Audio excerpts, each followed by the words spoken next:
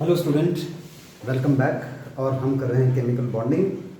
हमने covalent bond की तीनों थ्योरीज कंप्लीट कर ली है। So let us move to the another bond जो कि हमारी स्ट्रॉन्ग बॉन्ड होती है, विच इज आयनिक और इलेक्ट्रोवैलेंट बॉन्ड। तो व्हाट इज आयनिक और electrovalent bond? It is the type of chemical bond which is formed by complete transfer of electron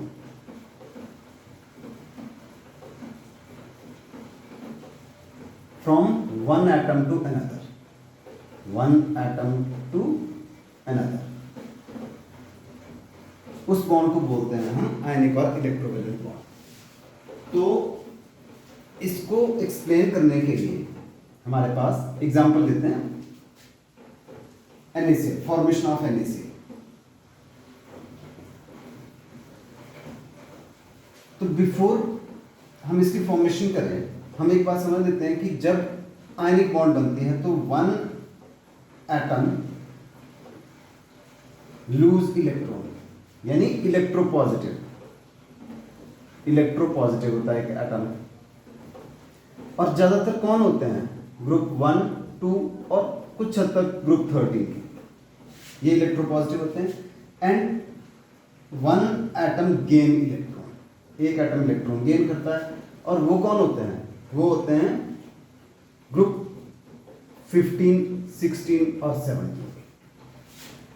तो जितना गैप जो दो एलिमेंट जो आयनिक बॉन्ड बना रहे हैं, जितना गैप उनमें होगा पीरियोडिक टेबल में, तो बॉन्ड आयनिक बॉन्ड उतनी स्ट्रांग बनेगी। जैसे यहाँ पे जो मैंने एग्जांपल लिया, जो सोडियम है ये ग्रुप 1 का है और जो क्लोरीन है वो ग्रुप 17 का है।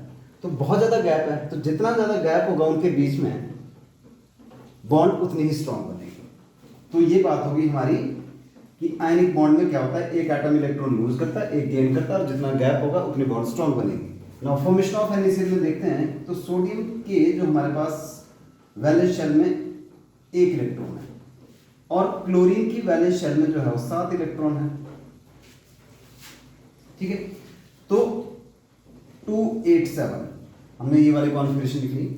तो अगर ये चाहता है कि इसकी नोबल गैस कॉन्फ़िगरेशन ये एक्वायर कर ले, मतलब इसकी वैलेंस शेल में 8 है, तो दो काम कर सकता है, या तो ये 7 इलेक्ट्रॉन गेन कर ले, पर उसके लिए बहुत ज्यादा इलेक्ट्रॉन गेन एंथैल्पी चाहिए, या दूसरा काम क्या है कि ये एक इलेक्ट्रॉन लूज कर ले। तो लूज करने के लिए कम एनर्जी लगेगी, तो ये क्या करता है, ये फटाफट एक इलेक्ट्रॉन लूज करता है, अपना इसको इलेक्ट्रॉन दे देता है।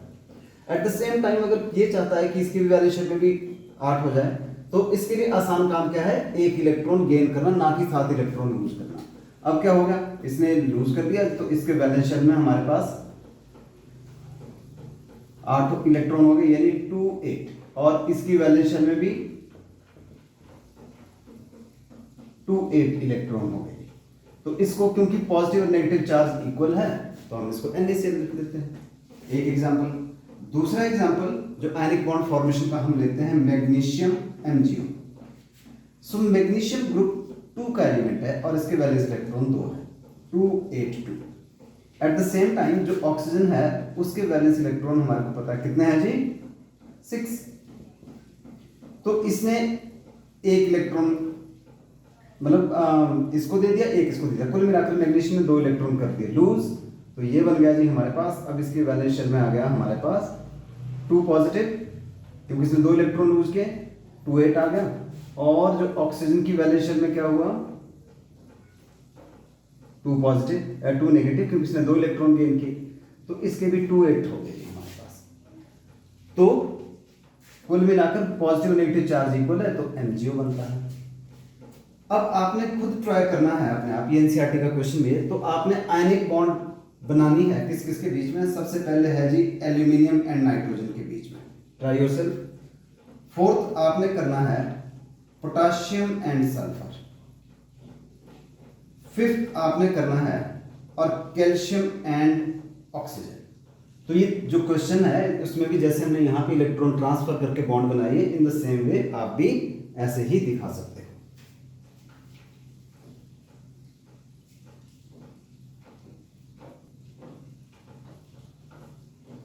नाउ अब हम डिफाइन कर लेते हैं एक चीज जिसका नाम है इलेक्ट्रोवैलेंसी। तो इलेक्ट्रोवैलेंसी क्या होती है?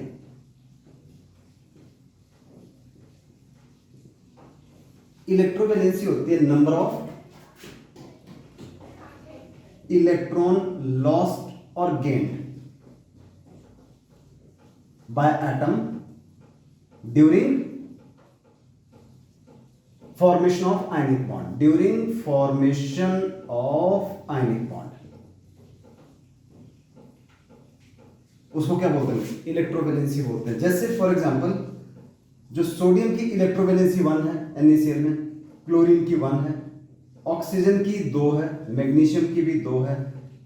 इन द सेम वे अगर हम देखें तो एल्यूमिनियम की 3 आएगी, नाइट्रोजन की भी 3 आएगी। तो इसको बोलते हैं हम electrovalency.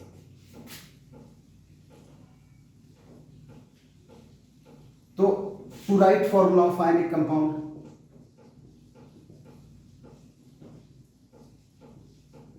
how to write formula of ionic compound? So it is very simple। क्या करना है? सबसे पहले हमने कैटायन लिखना है, मान लीजिए ये A है, और फिर एनायन लिखना है। हम एक स्पेसिफिक एग्जांपल लेते हैं डायरेक्ट, और उससे क्लियर भी हो जाएगा। जैसे मुझे कहा जाए कि सोडियम नाइट्राइड का फॉर्मूला लिखना है,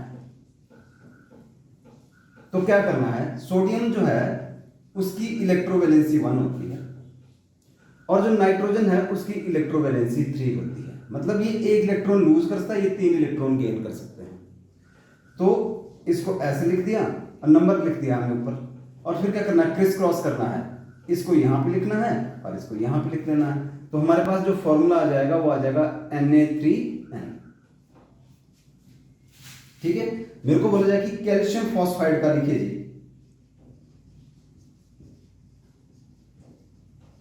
तो कैल्शियम जो है वो कैटायन बनाता है और जो फॉस्फाइड है वो एनायन बनाता है।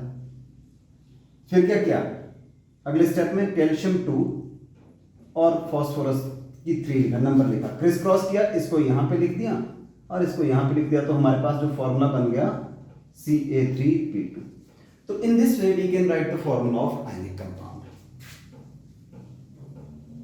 Next, conditions for ionic bond, कि आयनिक बॉन्ड बनने के लिए क्या कंडीशन चाहिए हमारे पास, किन किन केसेस में जो है वो आयनिक बॉन्ड बनती है। तो देयर आर 3 कंडीशंस।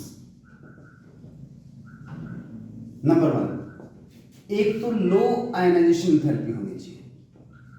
देखिए जब भी आयनिक बॉन्ड बनती है तो क्या करता है कि जो भी कैटायन है वो इलेक्ट्रॉन लूज करेगा, जो भी एक एटम है, सॉरी इलेक्ट्रोपॉजिटिव एटम है, दैट विल लूज इलेक्ट्रॉन और कैटायन बन जाएगा। तो लो अगर आयनाइजेशन एंथैल्पी होगी तो इलेक्ट्रॉन इजीली निकल जाएगा बाहर और कैटायन जल्दी बन जाएगा। तो जो ग्रुप 1 और 2 के एलिमेंट्स होते हैं, because of their low ionization energy they have more tendency to form ionic bond. Second क्या है? दूसरे एटम ने क्या करना है? इलेक्ट्रॉन गेन करना है। तो इलेक्ट्रॉन गेन करने के लिए कौन सी एंथैल्पी चाहिए होती है? That is electron gain enthalpy. तो वो होनी चाहिए जी high negative electron gain enthalpy. ठीक है, क्योंकि जैसे जो भी दूसरा एटम है उसने क्या करना है? उसने एक इलेक्ट्रॉन गेन करना है और ये बन गया जी बी नेगेटिव एनायन। तो जितनी ज्यादा इलेक्ट्रॉन गेन एंथैल्पी होगी आयनिक बॉन्ड उतनी ही इजीली बनेगी। तो हमारे को पता है कि जो डेल्टा EGH है ना, हमने पीरियोडिक टेबल में पढ़ा हुआ है कि क्लोरीन की सबसे ज्यादा है, देन ब्रोमीन, देन क्लोरीन के बाद fluorine, then bromine and then iodine. तो दैट मीन्स कि chlorine has more tendency to form ionic bond as compare to iodine. तीसरा बहुत ही important and that is lattice enthalpy. तो लेटिस एंथैल्पी को हम LE से भी डिनोट करते हैं, बहुत सारी NCERT में इसको या दूसरी बुक में इसको U से डिनोट किया जाता है। What is lattice enthalpy? नई टर्म है हमारे लिए। तो it is the amount of enthalpy change that take place when oppositely charge ion combine to form 1 mole of ionic bond. दोबारा से बोल रहा हूं, it is the amount of enthalpy change that take place when oppositely charged ion combine to form 1 mole of ionic bond। जैसे ये Na positive बन गया था हमारे पास इलेक्ट्रॉन लूज करके, और Cl नेगेटिव बना था इलेक्ट्रॉन गेन करके। तो हमारे पास जब ये NaCl बनेगा तो कुछ एंथैल्पी चेंज होगी, कुछ एंथैल्पी रिलीज होगी। ठीक है, और that is called lattice enthalpy. ठीक है, तो ये सॉलिड बनेगा ऑफ कोर्स। तो जो एनर्जी रिलीज होगी that is called lattice enthalpy. तो लेटिस एंथैल्पी नॉर्मली नेगेटिव में बात करेंगे हम यहाँ पे इस केस में कि एनर्जी रिलीज। और हम ये भी बोल सकते हैं कि अगर हमने 1 मोल ऑफ आयनिक बॉन्ड को ब्रेक करना है, एक आयनिक बॉन्ड को ब्रेक करना है हमने, ये Na और Cl के बीच में, हम इसको ऐसे भी दिखा सकते हैं, जो इनके बीच में जो बॉन्ड है उसको अगर हमने ब्रेक करना है, इंडिविजुअल आयन अलग अलग करना है हमने, तो हमारे को क्या चाहिए? हमारे को एनर्जी चाहिए। We need energy in order to overcome the electrostatic force of attraction. तो उस एनर्जी को क्या बोलेंगे हम? उसको भी हम लेटिस एनर्जी बोलेंगे। तो हम क्या बोलेंगे कि lattice energy is the energy added. तो it is the energy added और energy required to break 1 mole of ionic bond into individual ions. तो जाहिर सी बात है कि लेटिस एनर्जी भी हमारे पास ज्यादा होनी चाहिए, तो बॉन्ड उतनी ही स्ट्रांग बनेगी। ठीक है जी। तो एक बात हम ये करते हैं कि more is lattice energy, stronger will be ionic bond.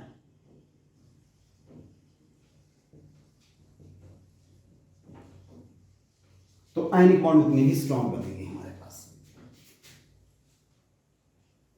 तो 3 कंडीशन हमने समराइज करे। लो आयनाइजेशन थेरेपी होनी चाहिए जैसे ग्रुप 1 और 2 की होती है, उसी तरह से high negative electron gain enthalpy होनी चाहिए जैसे हैलोजन और ऑक्सीजन और कुछ हद तक सल्फर की होती है, नाइट्रोजन की होती है, तो वो आयनिक बॉन्ड बनाते हैं। तीसरी क्या होनी चाहिए कि लेटिस एनर्जी बहुत ज़्यादा होनी चाहिए। जितनी ज़्यादा लेटिस एनर्जी होगी बॉन्ड उतनी ही स्ट्रांग बनेगी। तो हमने इलेक्ट्रॉन गेन एंथैल्पी और आयनाइजेशन थेरेपी के बारे में तो हमने पहले ही पढ़ा हुआ है, और वो कहाँ पढ़ा हुआ है हमने? पीरियोडिक टेबल वाले चैप्टर में। नाउ लेटिस एंथैल्पी के बारे में थोड़ा सा बात कर लेते हैं कि फैक्टर्स अफेक्टिंग लेटिस एनर्जी, कि लेटिस एनर्जी को कौन से फैक्टर्स होते हैं जो अफेक्ट करते हैं। तो एक है जी हमारे पास, सीधी सी बात आपने याद रखना कि lattice energy is directly proportional to charge of ion. जितना ज्यादा चार्ज होगा आयन का, चाहे वो कैटायन हो चाहे एनायन हो, हम दोनों की बात करें, आर पॉजिटिव या आर नेगेटिव कुछ भी हो, जो भी कैटायन और एनायन का चार्ज, तो हमारे को पता है कि देखो जो Al3 पॉजिटिव है उसका चार्ज सबसे ज्यादा है, then Mg2 positive, then Cl negative, then Na positive, क्योंकि हम कैटायन को ही कंसीडर कर लेते हैं पहले। तो इसका मतलब ये होगा कि जो लेटिस एनर्जी होगी वो AlCl3 की सबसे ज्यादा होगी, then MgCl2, then NaCl. Higher the charge, stronger will be attraction for oppositely charged ion and more will be lattice energy. तो सबसे पहले ये डिपेंड करती है चार्ज ऑफ आयन। दूसरा क्या है कि जो लेटिस एनर्जी है it is inversely proportional to size of ion, or positive or negative जो भी हम बात कर लें। तो साइज जितना छोटा होगा लेटिस एनर्जी उतनी ही ज्यादा होगी। तो वी नो दैट साइज जो है वो, अगर हम एल्कली मेटल की बात करें तो लिथियम का साइज सबसे छोटा है, then sodium, then potassium, then rubidium and then caesium. तो साइज सबसे छोटा लिथियम का है, तो लेटिस एंथैल्पी सबसे ज्यादा लिथियम के सॉल्ट की होगी एज कंपेयर टू सीजियम। तो देयरफॉर जो लेटिस एनर्जी होगी वो होगी हमारे पास लिथियम क्लोराइड की सबसे ज्यादा, then sodium chloride, then potassium chloride, then rubidium chloride, और सीजियम क्लोराइड की सबसे लीस्ट लेटिस एंथैल्पी होगी। और जो सॉल्युबिलिटी के लिए फैक्टर होता है वो लेटिस एंथैल्पी बहुत ही जरूरी होती है। तो for solubility there is a delicate balance between lattice enthalpy and hydration. Hydration मैंने चैप्टर के स्टार्टिंग में बात बताई थी। तो for solubility hydration enthalpy should be greater than lattice enthalpy. Hydration enthalpy must be greater than latest enthalpy, या latest enthalpy should be lesser than hydration enthalpy। तो इनका बैलेंस होता है। तो जब हम आयनिक कंपाउंड की सॉल्युबिलिटी के बारे में बात करेंगे तो फिर हम इसके ऊपर और थोड़ा सा डिटेल में बात करेंगे। अब हम चलते हैं आगे और properties of ionic bond and ionic compound. So properties of ionic bond and ionic compound की हमारे पास क्या प्रॉपर्टीज है। सबसे पहला, जो आयंस होते हैं ना हमारे पास, वो स्फेरिकल शेप के हम उसको कंसीडर कर सकते हैं। तो जो आयनिक बॉन्ड होती है ना, वो नॉन डायरेक्शनल होती है। आयनिक बॉन्ड इज नॉन डायरेक्शनल, मतलब उसका जो फील्ड है वो सिमेट्रिकल है। जैसे आप ऐसा समझेगा कि हीटर है, तो सर्कुलर हीटर है, तो इसकी हीट हर डायरेक्शन में सेम होगी। तो इन द सेम वे जो आयनिक बॉन्ड होती है that is non directional because it can attract oppositely charge ion from all side. तो आयनिक बॉन्ड होगी non directional and that is why they do not show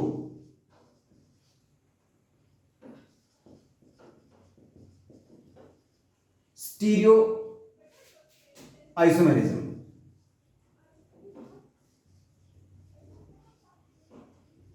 तो आपके दिमाग में भी जो फर्स्ट टाइम पढ़ रहे हैं केमिकल बॉन्ड या जिन जो भी 11th के स्टूडेंट्स हैं उनको भी कंफ्यूजन होगी कि स्टीरियो आइसोमेरिज्म क्या होता है। ये ऑर्गेनिक कंपाउंड में होता है।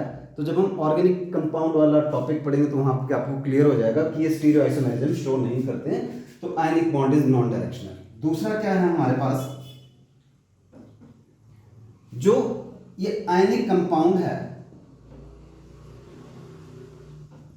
Ionic compounds do not have molecular formula. इनका मॉलिक्यूलर फॉर्मूला नहीं होता, they have only empirical formula. तो उनके सिर्फ और सिर्फ इंपीरिकल फॉर्मूलाज होते हैं। तो इंपीरिकल फॉर्मूला जैसे फॉर एग्जांपल जो NaCl is the empirical formula, ये इंपीरिकल फॉर्मूला है। कैल्शियम ऑक्साइड इंपीरिकल फॉर्मूला, ये मॉलिक्यूलर फॉर्मूला नहीं है, they do not show molecular formula. तो पहली बात हमने बोला कि आयनिक बॉन्ड जो नॉन डायरेक्शनल होती है, तो therefore ionic compound do not show stereo isomerism. और अनदर जो है हमारे पास कि ionic compound do not have molecular formula, they have just empirical formula. दो प्रॉपर्टीज होगी। तीसरी प्रॉपर्टी पे आते हैं कि जो आयनिक कंपाउंड्स है,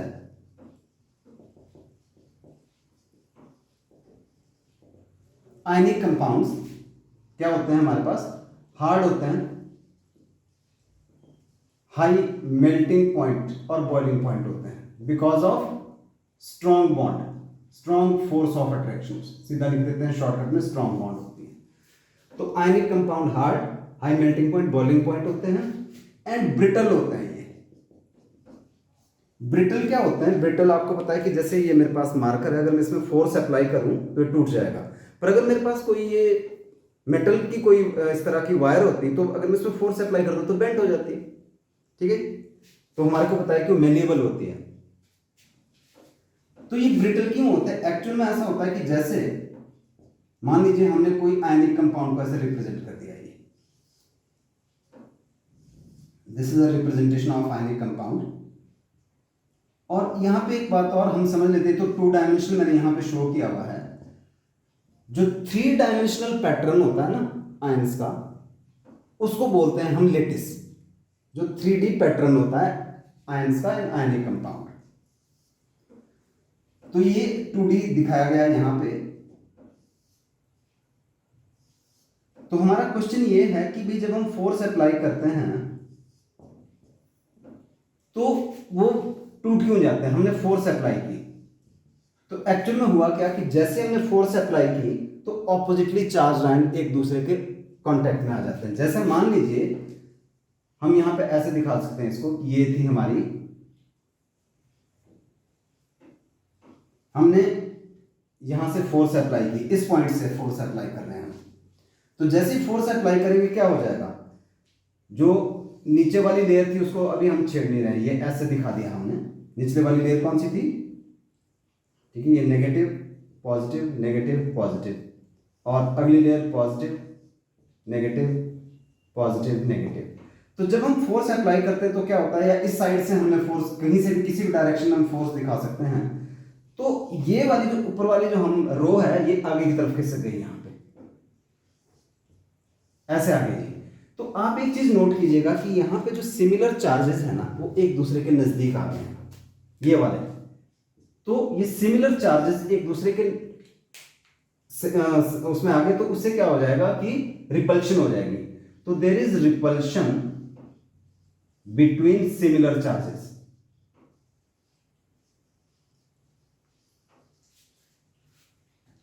तो इसलिए ब्रिटल होते हैं, तो एक दूसरे को रिपेल करेंगे तो वो बेंट हो जाए, बेंट नहीं होगा बल्कि टूट जाएगा।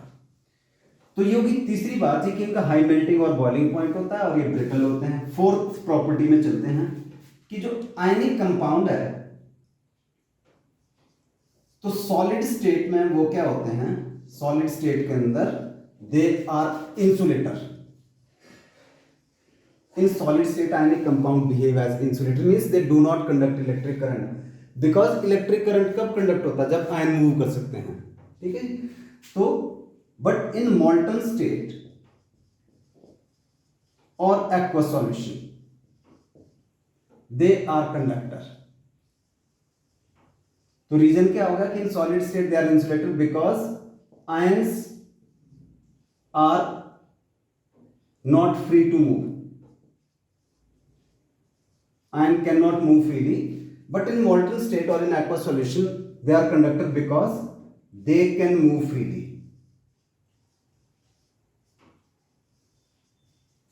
और जो कंडक्टिविटी होती है, ये ध्यान रखिएगा, जो कंडक्टिविटी होती है तो सबसे जो कम, सबसे पहले तो हम बात करते हैं कि सॉलिड स्टेट में तो लो होगी, उसके बाद बढ़ जाएगी फ्यूज्ड स्टेट, फ्यूज को मोल्टन भी बोलते हैं हम, और सबसे ज्यादा होगी एक्वस सॉल्यूशन में। तो ये होगा जी उनकी कंडक्टिविटी के बारे में। फिफ्थ है उनकी सॉल्युबिलिटी। तो जो आयनिक कंपाउंड होते हैं, सॉल्युबिलिटी की बात करें तो they are soluble in polar solvent like water.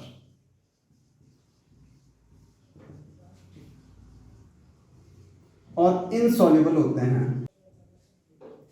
So ionic compound are soluble in polar solvent and insoluble in non-polar solvent like benzene। Even हम पढ़ेंगे आगे कि बेंजीन में जो NaCl कोलाइड की फॉर्म होता है। कोलाइड क्या होता है, एक चैप्टर आएगा सरफेस केमिस्ट्री, उसमें डिस्कस करेंगे। सिक्स्थ और लास्ट, दे शोज आइसोमॉर्फिज्म। आयनिक कंपाउंड क्या करते हैं, दे शो आइसोमॉर्फिज्म।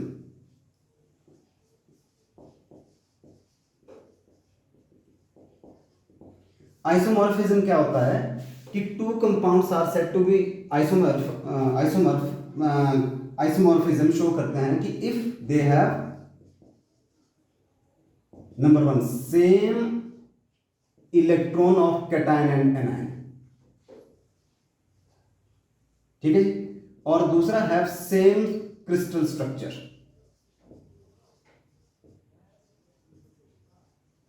अगर सेम इलेक्ट्रॉन हो कैटायन और एनायन के और have same crystal structure. For example अगर हम बात करें कि NaF and MgO they are isomorphism, they show isomorphism. Reason क्या है कि Na पॉजिटिव का अगर आप देखें तो इसकी कॉन्फ़िगरेशन क्या होगी 2 8 10, और फ्लोराइड की भी क्या होगी हमारी, अगर हम दिखा रहे हैं 2 8। At the same time Mg की कॉन्फ़िगरेशन के Mg में Mg2 पॉजिटिव होता है, तो इसके इलेक्ट्रॉन होते हैं 2 8 10 ही हो गए। और उसी तरह से जो ऑक्सीजन हो गया O2 नेगेटिव ऑक्साइड आयन, उसके भी 2 8 हो गए। तो ऐसे कंपाउंड जो शो करते हैं आइसोमॉर्फिज्म शो करते हैं। सिमिलरली CaF2 और K2S, ये भी CaS एंड K2S, ये भी आइसोमॉर्फिज्म शो करते हैं हमारे पास। तो with this the ionic bond is over, और thank you very much. See you in next topic.